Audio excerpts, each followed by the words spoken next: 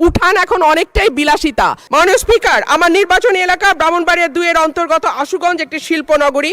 এখানে আছে সার কারখানা, বিদ্যুৎ কেন্দ্র, চাল কল, মিল, ফ্যাক্টরি, আছে বন্দর। ব্রাহ্মণবাড়িয়ার গ্যাস যায় সারা বাংলাদেশে, কিন্তু ব্রাহ্মণবাড়িয়ার মানুষ গ্যাস পায় না। মাননীয় স্পিকার, তিতাস গ্যাস ফিল্ড বাংলাদেশের অন্যতম প্রাচীন ও প্রধান প্রাকৃতিক গ্যাস কেন্দ্র। 1962 সালে আবিষ্কৃত এই গ্যাস ক্ষেত্র থেকে বর্তমানে 22টি কূপের মাধ্যমে দৈনিক প্রায় 325 মিলিয়ন ঘনফুট গ্যাস জাতীয় গ্রিডে সরবরাহ করা হচ্ছে। 1991 সালে সরাইল উপজেলার সদর ইউনিয়নে গ্যাসের সংযোগ দেয়া হয়। শুরুর দিকে গ্রাহক ছিল 1000, বর্তমানে কাগজে কলমে 5000, কিন্তু অবৈধ সংযোগ যদি আমরা এর সঙ্গে যুক্ত করি তাহলে প্রায় 8 থেকে 9000। কিন্তু প্রত্যেকজন গ্রাহকই আছেন চরম গ্যাসের সংকটে। সরাইল সদরে 1.5 কিলোমিটার এলাকায় 6 ইঞ্চি এবং 1 কিলোমিটার এলাকায় 4 ইঞ্চি ব্যাসের পাইপ দিয়ে গ্যাস সঞ্চালন লাইন টানা হয়েছে। এরপরে পাড়ায় পাড়ায় 2 ইঞ্চি ব্যাসের পাইপ বসানো হয়েছে।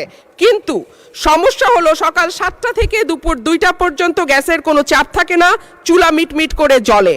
এরপর মন চাইলে গ্যাস আসে 1 ঘন্টার জন্য, তারপরে আবার রাত পর্যন্ত গ্যাসের কোনো খবর নাই। দেশে গ্যাসের সংকট আছে, তার উপরে শীতকালে গ্যাসের চাহিদা আরও বাড়ে।